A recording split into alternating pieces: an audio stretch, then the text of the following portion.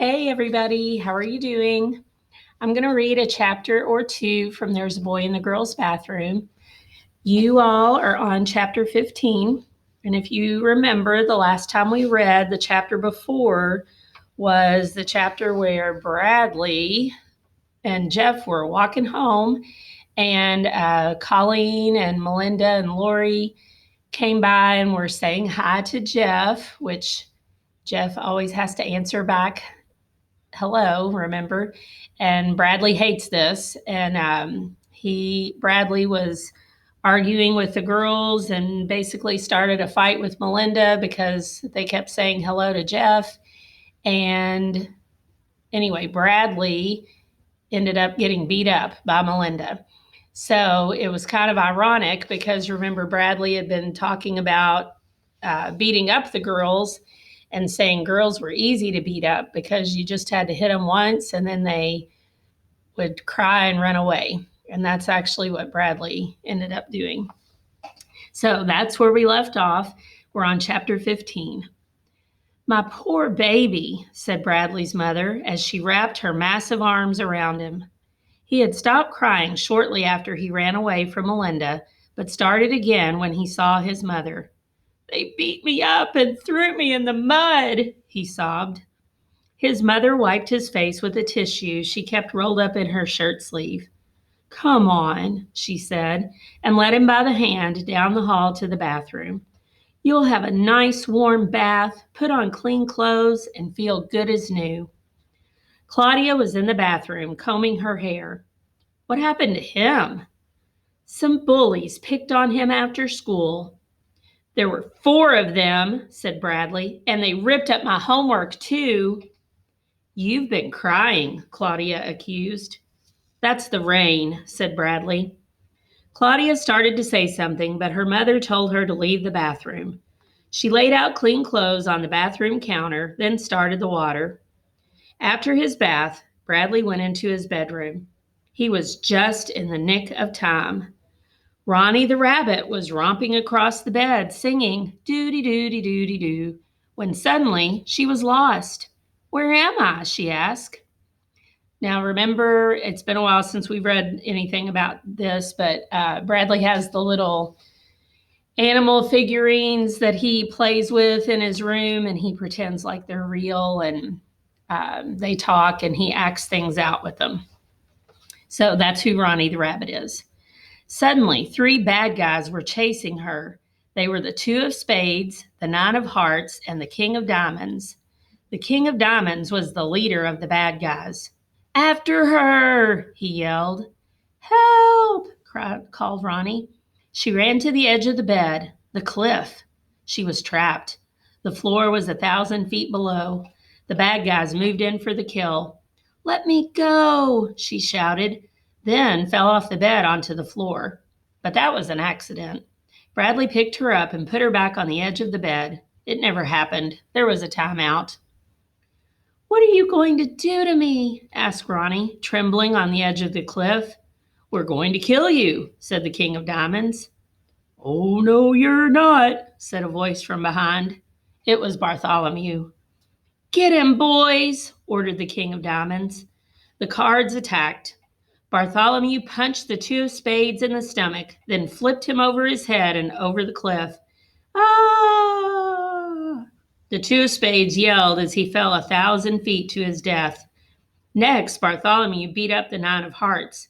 Go join your friend, he said as he threw him over the cliff too. Now only the king of diamonds was left. He came at Bartholomew swinging an axe. I'll chop off your head, he sneered. Bartholomew ducked, then kicked the axe out of the king's hand and punched his face in. He threw the king over the cliff too. Ronnie ran to Bartholomew. You saved my life, she said. I know, said Bartholomew. They kissed. Claudia walked into the room. Mom's making cookies because you got beat up, she said. Ooh, you're going to have a black eye. I didn't get beat up, Bradley declared. I beat them up. I gave one kid 2 black eyes and another boy 3. You can't give somebody 3 black eyes, said Claudia. Shut up, said Bradley, or I'll give you 4 black eyes. Claudia shrugged and left his room. Bradley got up from his bed and went into the kitchen, where his mother was making chocolate chip cookies. She let him lick the spoon. I want to know the names of the boys who did this to you, she said. I'm going to call your school principal. Bradley thought for a moment. I don't know all their names, he said. Don't be afraid to tell me, said his mother. They won't hurt you anymore. Bradley thought a moment. Jeff Fishkin, he declared. He was the leader of the gang. I'll call the school first thing in the morning, said his mother. Good, said Bradley. I hope he gets in trouble. I hate him. That's kind of weird, isn't it? Why do you think Bradley hates Jeff all of a sudden? I think probably it's because he feels like Jeff didn't help him when he was getting beat up. So maybe he's mad at him about that. Chapter 16. Bradley walked slowly, holding his hand over his eye so nobody would see it. His mother would have let him stay home from school, but his father said he had to go. He's scared, his mother had said. Some bullies have been terrorizing him. Babying him will not solve the problem, said his father. He has to learn to stand up for himself and fight back. The only reason the bullies pick on him is because they know he's afraid. Bradley was afraid, but not of bullies. He wasn't scared of Melinda either. It was little Lori Weston who scared him. He could picture her standing in the middle of the playground with her big mouth shouting for the whole school to hear. Melinda Birch beat up Bradley Chalkers and made him cry. Cautiously, he walked across the schoolyard, hand over his eye, and entered Mrs. Ebel's class. He sat down in the last seat of the last row. Jeff's chair was empty. Good, he thought, still covering his eye. He probably got kicked out of school.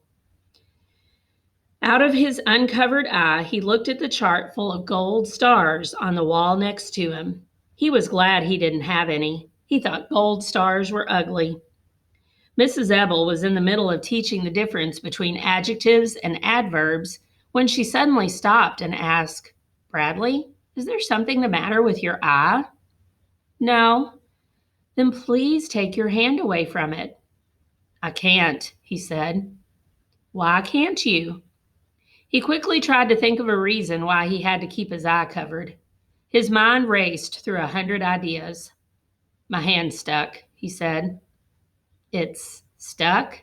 Asked Mrs. Ebel.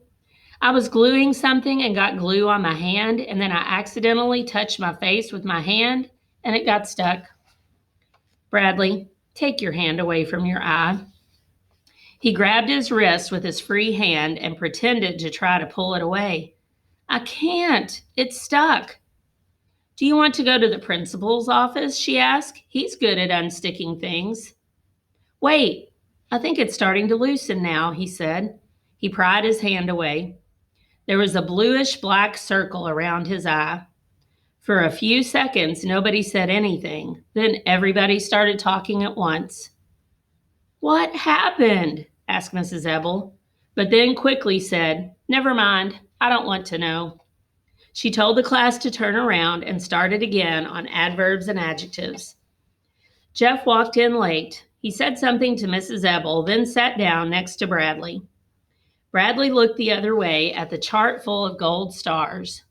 Of all the stars, Jeff's were the ugliest. For once, he wished he sat in the front of the room. Then only Mrs. Ebel would have been able to see his face. Where he was, everyone could turn around and stare at him. All morning long, Mrs. Ebel had to keep telling kids to turn around and face front. When the bell rang for recess, he put his hand over his eye and hurried outside. He went to the far end of the playground where nobody would bother him. But the word quickly spread that Bradley Chalkers had a black eye, and kids kept wandering past him trying to get a peek. Melinda fights dirty, said Jeff. coming up behind him. "She hit you when you weren't looking, and you couldn't hit her back because it's impolite to hit a girl." "Right," said Bradley, turning around.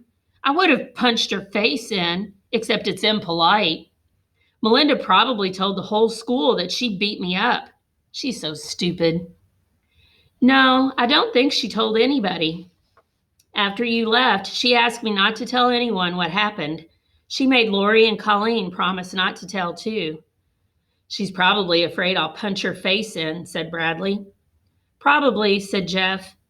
"Then this morning, I was called into the principal's office. He thought I was the one who hit you."